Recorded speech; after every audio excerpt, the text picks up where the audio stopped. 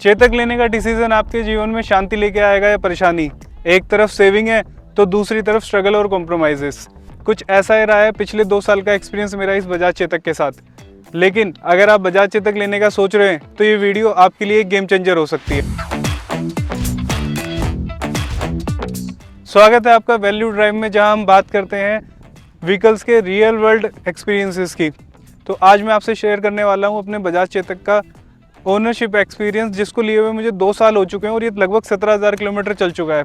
तो आज मैं बताऊंगा आपको सब कुछ कि क्या इसमें मुझे अच्छा लगा और क्या इसमें बुरा लगा और क्या इसमें इंप्रूवमेंट का स्कोप था जो कंपनी ने नहीं किया।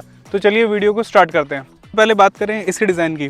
तो बजाज चेतक आपको डिज़ाइन में कहीं से लेके कहीं तक भी आपको निराश नहीं करेगा। चाहे आप इसकी फ्रंट देख लीजिए, चाहे आप इसकी साइड देख लीजिए, तो डिज़ाइन में आपको ये कहीं से भी आपको डिसअपॉइंट नहीं करेगा। हर चीज़ एकदम ऐसे लगती है कि एकदम तराश के लगाई गई है। तो डिज़ाइन में इससे खूबसूरत स्कूटी आपको मिल पाना अभी थोड़ा मुश्किल है।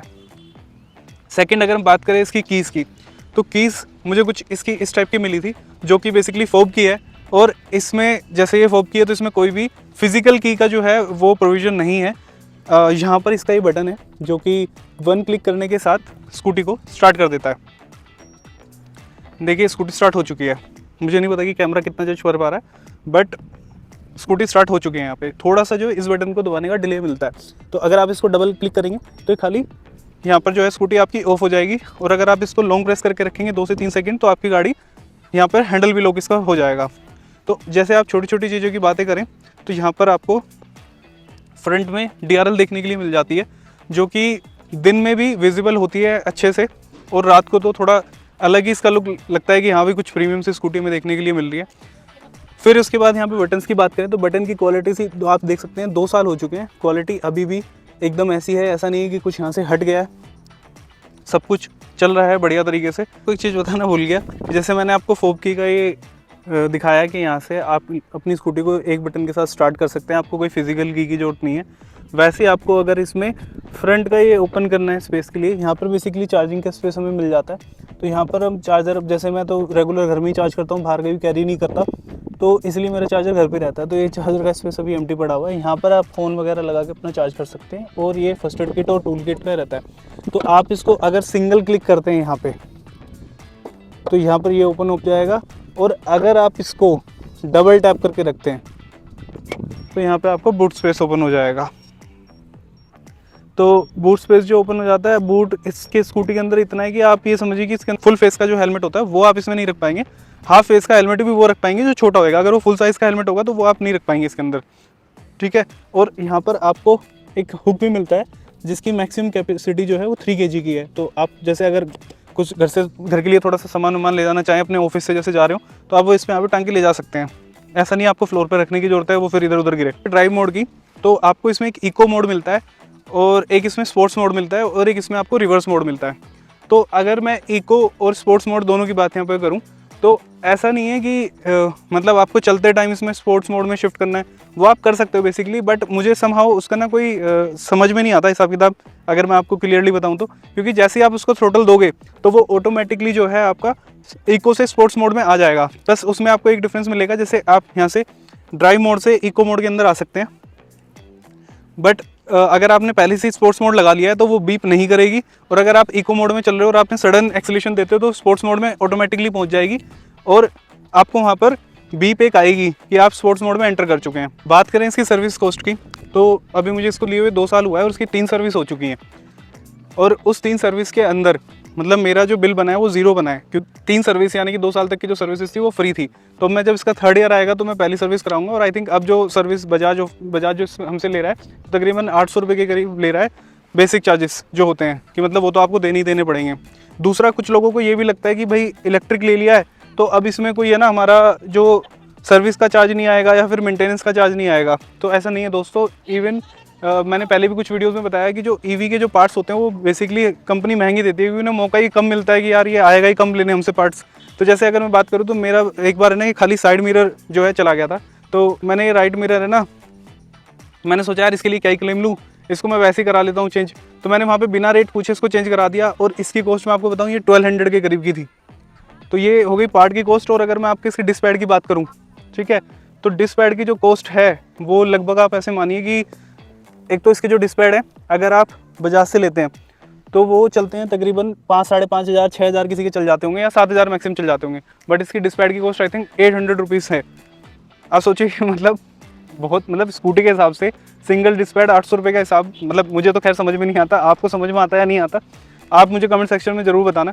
तो इसके लिए मैंने क्या किया कि मैंने जब उनसे रेट पता किया, जैसे मैं एक बार इसमें मिरर का, जैसे मैंने आपको बताया कि मैं मिरर में पता चल चुका था कि इनके पार्ट्स बहुत महंगे हैं, तो मैंने बाहर इसका पता किया, तो आई थिंक 250 या 300 रुपये लगे थे, मैंने बाहर से डिस्क पैड चेंज करा लिए। और जो फर्स्ट डिस्क पैड चेंज हुए थे वो मेरे 6,000 पे हुए थे, और अभी स्कूटी जो है मेरी 17,000 चल चुकी है।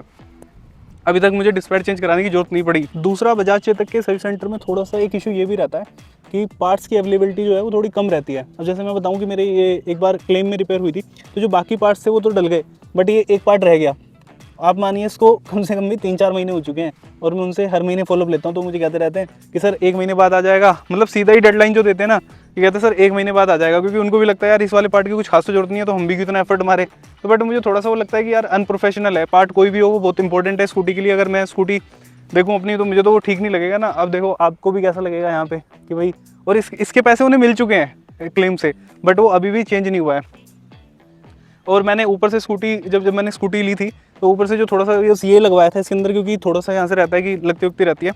एक चीज़ जो है इसके अंदर मुझे और खटकती है, वो ये है कि भाई ये जो इसका आप नंबर प्लेट देखेंगे ना, अगर आप इस साइड से देखेंगे तो आपको लगेगा ये ठीक है, बट अगर मैं आपको साइड से दिखाऊं, ये देखो, ये जो है एंगल काफ़ी भारी निकला रहता है। तो इससे होता है क्या, जो हम ट्रैफिक में चल रहे होते हैं ना, तो कोई ना कोई इसे पीछे से हिट करता ही रहता है। तो मैंने क्या किया हुआ है कि इस नंबर प्लेट को यहाँ पे डबल कराया हुआ है, एक मेटल की रखी, फिर भी इसके हाल ये है, देखिए पीछे से लोग मारते ही रहते हैं इसमें, ट्रैफिक में चलते रहते हैं, बम्पर टू बम्पर ट्रैफिक में, तो पीछे से कोई ना कोई इसमें मारता ही रहता है। ठीक है, अब अगर मैं बात करूँ इसके थोड़े से परफॉर्मेंस के बारे में, तो परफॉर्मेंस दोस्तों देखो ऐसी है कि मेरा वेट तकरीबन 99 kg है। वैसे है तो 100, पर 99 बोलने में अच्छा लगता है।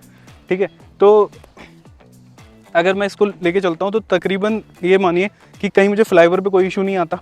ठीक है, कि ऐसा नहीं है कि पावर ड्रॉप लग रहा है पूरे ट्रैफिक में कहीं से एकदम से, अगर मैं एक्सेलेरेशन दूंगा तो एक्सेलेरेशन बहुत अच्छा है इस स्कूटी के अंदर। ठीक है, और ऐसा कोई भी इशू नहीं मिलता परफॉर्मेंस से रिलेटेड। बट हाँ, रेंज से रिलेटेड मुझे एक इशू लगता है, मैं बताता हूँ उसको कैसे। जब मैंने ये स्कूटी ली थी तो ये आराम से मुझे 85-90 किलोमीटर्स की रेंज दे रही थी। बट अगर मैं आपको अभी की बात करूँ ना, तो ये स्कूटी लगभग मुझे जो रेंज दे रही है वो दे रही है तकरीबन 65 to 70 किलोमीटर्स की, जो कि बहुत कम है जिस हिसाब से इस स्कूटी की प्राइसिंग मैंने पे करी थी। मैंने तकरीबन इसकी सब्सिडी के बाद 1,45,000 रुपये पे किए थे, तो उस हिसाब से स्कूटी की जो रेंज है वो बहुत कम मिल रही है। बट अगर आप इसकी बिल्ड क्वालिटी की बात करें तो वो आपको सुपीरियर मिलेगी, उसके साथ कोई शिकायत नहीं है। बट जो इसकी रेंज है वो बहुत कम हो चुकी है, और आप सर्विस सेंटर पे भी अब मैं जाता हूँ तो कहते हैं नहीं सर ये तो ठीक दे रही है। तो मैं कहता हूँ भाई साथ में चल के देख लो, कह रहे नहीं सर वो हमारे तो ऐसे नहीं होता, हम बता देंगे चला के, या फिर हम वो अडेप्टर लगा के देख लेंगे अपने सॉफ्टवेयर में कि बैटरी हेल्थ क्या है या क्या नहीं है। तो कुल मिला के अगर आप लेने की सोच रहे हो ना, तो ये चीज़ आप बात जो है ध्यान में रखना अपने। अगर हम बात करें कंफर्ट की, तो कंफर्ट की आप देख सकते हैं सीट जो है वो थोड़ी सी छोटी है इसमें, बट कंफर्टेबल है, 2 लोग आराम से इसमें बैठ सकते हैं, कोई दिक्कत नहीं है। तीसरे का कोई स्कोप नहीं है यहाँ पे, वैसे रिकमेंडेड भी नहीं है कि आप इस पर तीसरा आदमी बैठाओ। एक चीज़ इसमें और लगती है मुझे कि जो इसका ये साइड स्टैंड है वो काफ़ी इस तरीके से, मतलब यहाँ साइड पोजीशन नहीं करके काफ़ी आगे रखा गया है, जिससे होता ही है कि अगर आप हल्का सा भी इसको ऐसे करेंगे ना तो ये स्कूटी इधर की तरफ टिंट होने लग जाती है। जैसे अगर कोई भी बच्चा यहाँ पे खेल रहा होगा, अगर यहाँ पे तो भी थोड़ा ऊपर हो रखा है स्टैंड, बट अगर आप फ्लैट इस पर लगाएंगे तो थोड़ा सा भी इधर करते हैं तो स्कूटी एकदम झुकने लगती है। ठीक है, दूसरा ये है कि जो इसमें सस्पेंशन आगे दिया गया है वो सिंगल स्प्रिंग है, तो उससे होता क्या है, जब भी आप हाई स्पीड में ब्रेकिंग लेते हैं खासकर फ्रंट की, तो स्कूटी जो है ना एक तरफ टेढ़ी होने लग जाती है आपकी। ये मैंने कई बार एक्सपीरियंस किया है इसमें, पता नहीं काफ़ी लोगों ने इसके रिव्यू डाले हुए, किसी ने भी इस बारे में बात नहीं करी कि जब इसकी ब्रेकिंग हाई स्पीड पे लेते हैं तो थोड़ा ये लेफ्ट में दबने लगता है, एक तरफ से टेढ़ा हो जाता है, सीधा नहीं रहता। मोटर की बात करें तो इसके अंदर हमें साइड मोटर देखने के लिए मिलती है, जिसे बजाज डायरेक्ट ड्राइव के नाम से बेचता है। तो ये मुझे मोटर ज़्यादा ठीक लगती है, क्योंकि अगर कोई बड़ा इंपैक्ट आता है हमारे रिम पे तो वो हम मोटर तक भी पहुंच जाता है। तो इसलिए मुझे लगता है कि डायरेक्ट ड्राइव जो है ज़्यादा सेफ है, और ये पानी से थोड़ा सा ऊपर भी रहते हैं। और खैर पानी की बात आई गई है तो मैं आपको बताऊँ कि मैंने बारिशों में, जैसे अंडरपास पे पानी भर जाता है, तो तकरीबन फ्लोर में इतने पानी तक मैंने इसको चलाया हुआ और मुझे कोई इशू नहीं आया इसके अंदर। तो मैं फाइनली आपसे ये बोलूँ कि इसमें प्रोज क्या क्या हैं, तो मोटे मोटे जो प्रोज हैं वो ये है कि एक तो इसके अंदर मेटल बॉडी में देखने के लिए मिल जाती है, जो कि बिल्ड क्वालिटी में आपको चलाते हुए काफ़ी अच्छा फील कराती है। दूसरा, इसमें हमें फोब की मिल जाती है, जो कीलेस एंट्री जिसकी वजह से हमें मिल जाती है, तो वो स्कूटी को ऑन करना ऑफ करना कोई चाबी वाली हर्डल नहीं रहती, आपकी जेब में चाबी पड़ी है, आपने बटन दबाया, स्कूटी स्टार्ट हो गई। और जो इसकी मतलब जो भरोसा है चेतक की तरफ से कि हाँ भाई रास्ते में बंद इतना नहीं पड़, मतलब मैंने तो केस सुना नहीं कोई बजाज चेतक रास्ते में बंद पड़ी ना, मेरे साथ अभी ऐसा हुआ है। 17,000 किलोमीटर में चला चुका हूँ इस स्कूटी को। तो ये बेसिकली हमारे प्रोज हो गए। और अगर मैं कौन की बात करूँ तो जैसे मैंने आपको पहले बताया कि सबसे पहले ये नंबर प्लेट जो कि दिक्कत दे रही है, ठीक है, उसके डिज़ाइन क्योंकि ऐसा है। दूसरा जो है इसकी रेंज, अभी अगर मैं बात करूँ तो मुझे तकरीबन मैंने आपको बताया जैसे 65 से 70 किलोमीटर की तकरीबन अभी रेंज दे रही है। 2 साल इस स्कूटी को हो चुके हैं, तो मुझे लगता है जो रेंज है वो काफ़ी कम है इस प्राइसिंग के हिसाब से। और अगर आपको मैं फाइनल वर्डिक्ट दूँ कि आपको ये बजाज चेतक लेना चाहिए या नहीं लेना चाहिए, तो अगर आपका रन 30 किलोमीटर से लेके 50 किलोमीटर तक का है तो आप इस बजाज चेतक के साथ जा सकते हैं। और अगर आपका इस 30 या 20 किलोमीटर से भी डेली का कम है तो आपको इलेक्ट्रिक स्कूटर के साथ ही नहीं जाना चाहिए, आपको एक पेट्रोल स्कूटी ऑप्ट करनी चाहिए, वो आपके लिए ज़्यादा फायदेमंद रहेगा। और इसके अलावा भी अगर आप और ऑप्शन देखना चाहते हैं जहां आप क्वालिटी कॉम्प्रोमाइज़ कर सकते हैं तो आपके पास दूसरे ऑप्शंस भी हैं जिसकी तरफ आप देख सकते हैं। तो कैसा लगा आपको बजाज चेतक का ये ओनरशिप एक्सपीरियंस, कमेंट सेक्शन में हमें जरूर बताना। और क्या इन सभी बातों को जानने के बाद भी आप बजाज चेतक खरीदेंगे, ये भी हमें कमेंट सेक्शन में जरूर बताना। तो ऐसे ही कंटेंट के लिए सब्सक्राइब करें वैल्यू ड्राइव को। जल्दी मिलते हैं नेक्स्ट वीडियो में, जब तक के लिए राम राम।